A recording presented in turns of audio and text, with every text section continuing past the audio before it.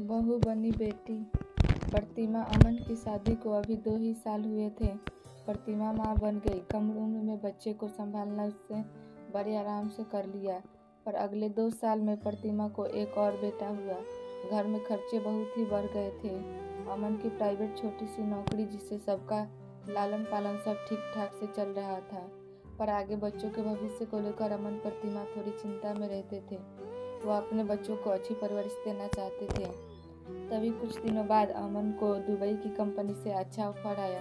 वहां पर अमन का सिलेक्शन हो गया। सैलरी पैकेज भी बहुत अच्छा था, पर सबको दुबई ले जाने का खर्चा बहुत होता और अमन परिवार को छोड़कर जाना नहीं चाहता था, इसलिए वह इस जॉब को ज्वाइन नहीं करना चाहता था।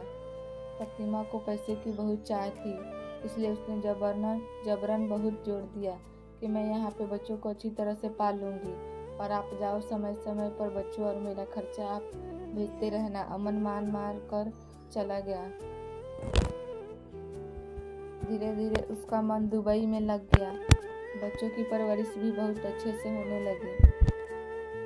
दोनों बच्चे बोर्डिंग स्कूल में पढ़ने लगे।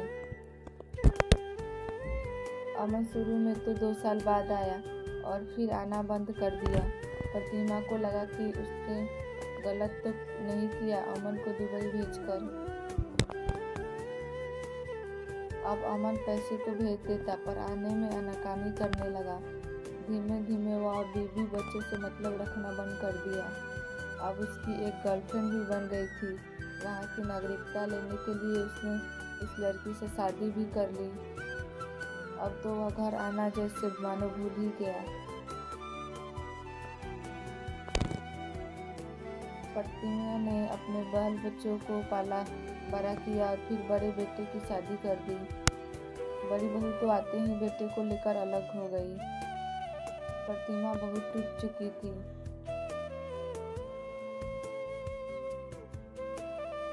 पहले पति और बेटा, धीरे धीरे सब दूर होते जा रहे थे।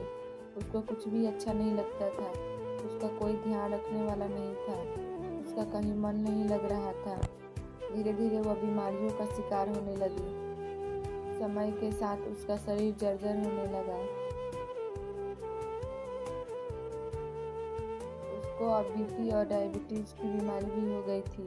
ऐसे ही चलता रहा।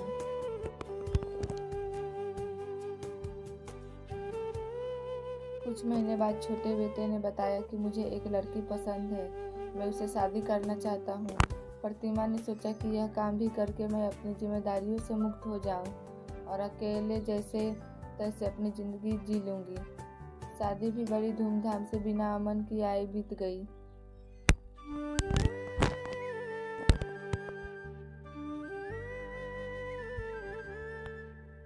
प्रतिमा को लग रहा था कि अभी बहू मेरे बेटे सोम को लेकर चली जाएगी, और पर ऐसा नहीं हुआ। निया बहुत ही समझदार निकली। वह प्रतिमा का बहुत ही ध्यान रखती थी। उसको समय पर दवा देना, उसके साथ बैठना, बातें करना, अपने साथ बाहर ले जाना आदि सब बातों का वह पूरा ध्यान रखती थी। उसको एहसास था कि सोम के पिता ने माँ के साथ बहुत ही गलत किया, इसलिए माँ टूट सी गई है और बीमार रहने लगी है। निया के ध्यान रखने से प्रतिमा अब स्वस्थ होकर खुश रहने लगी, मानो जैसे उसको बहू के रूप में एक बेटी मिल गई हो। दोनों बहुत ही घुल मिल कर रहती थी। धीरे धीरे प्रतिमा जैसे अपने सारे गम को भुला दी। साल बाद निया माँ बन गई। अब बच्चे के आने पर प्रतिमा का समय कहाँ चला जाता था पता ही नहीं चलता था। वह बहुत ही खुश रहने लगी। उसको लगा कि मेरे जीवन में निया जैसी बेटी ना आती तो मेरा क्या होता। निया ने भी प्रतिमा का अपनी माँ से बढ़कर ध्यान रखा।